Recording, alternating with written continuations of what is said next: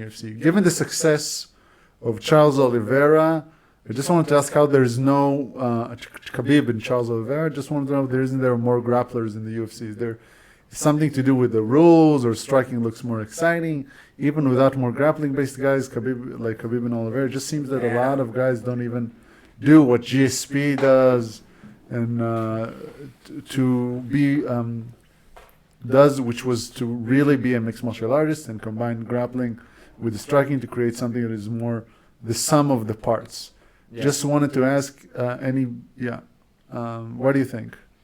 Yeah, first we have to make a big distinction of MMA and Jiu-Jitsu, right? Yeah. Man, the guy can punch your face, the guy can kick your face. It's a totally different game, right? Yeah.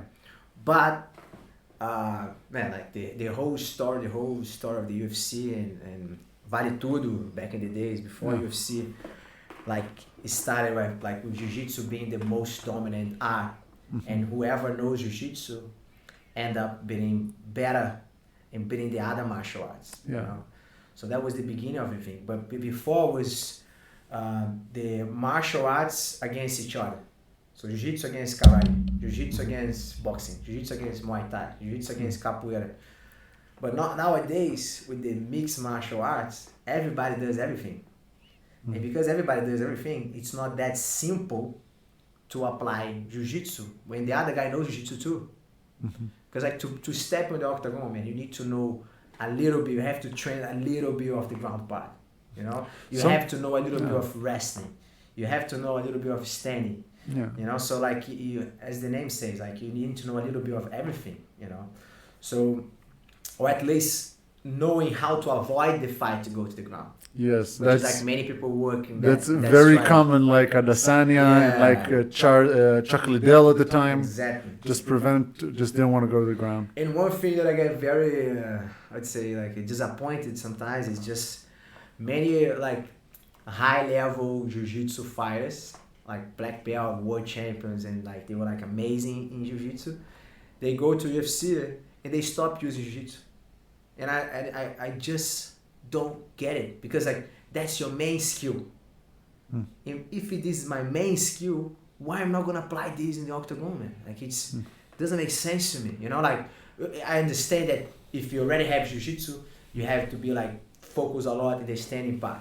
You have to fight more on your feet and everything. But in the first chance that you have to put the fight to the ground, man, you take it. Some people do it. Like you said, Oliveira does it beautifully. He can strike with you, but the moment he has the chance to take it to the ground, he'll take it. He will take it with two hands. But there are many guys that black belts. They don't use jiu-jitsu when they go in the octagon. And you can see that they have chances to use it, but they just don't use it. You know, and it's funny. For example, I know he was a champion who was winning everything, but Jose Aldo. Jose Aldo was a black belt, very good. He won many world titles, but I always wonder, man, he never uses jiu-jitsu, man. I don't know why.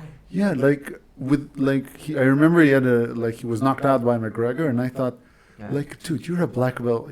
You're a good. Yeah. Much better. You're a great grappler. Yeah. Just get into the octagon and put the guy on his back. Yeah, exactly. And the guy, and that'll be it. But that was very unfair in a way that man.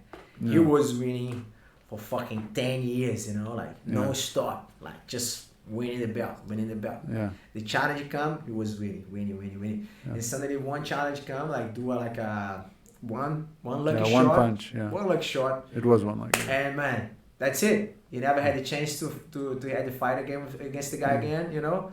And everybody was no. I would like to see that fight again. Boo, what? Come on, man. The guy was winning for 10 years. What McGregor did, he won how many? Yeah. That's it. He's gone. He's finished. Yeah. You know, it's it's not fair. I like the thing about UFC nowadays, man. It's all about the marketing, the promotion, and how you sell yourself. You know, so Jose Aldo is a fighter. Yeah. That's it. He's not good with marketing. He's not good with selling himself. McGregor. He's amazing selling himself. He's the best one. McGregor, Sonnen, yes, they were the best one selling himself. Yeah. He was the first one to talk to Dana White about like, no, man, I know how much I value. I know the pay-per-view. I know all this stuff. And then I was just like, man, yeah, I have to, you know, I have to say it right, you know. So he was very smart. But like as a fighter, man, come on, Jose Aldo did way more, you know. Like, yeah. And he never had a chance to fight him again. Of course, after that fight, I think he got frustrated and he never came back to the same, you know, Jose Aldo. But he's still amazing, man. I'm a big fan of him. Yeah. Yeah, definitely. Yeah. So I think, yeah, that was the question, right? That's I think covered. Yeah. So so you understand the frustration the guy's having. Yeah. Man, I'm the first one who want to see jiu-jitsu. Like for the crowd, they don't like when a fight goes to the ground. Yeah, just like, boo, boo, man. I love that. That's the best part, man.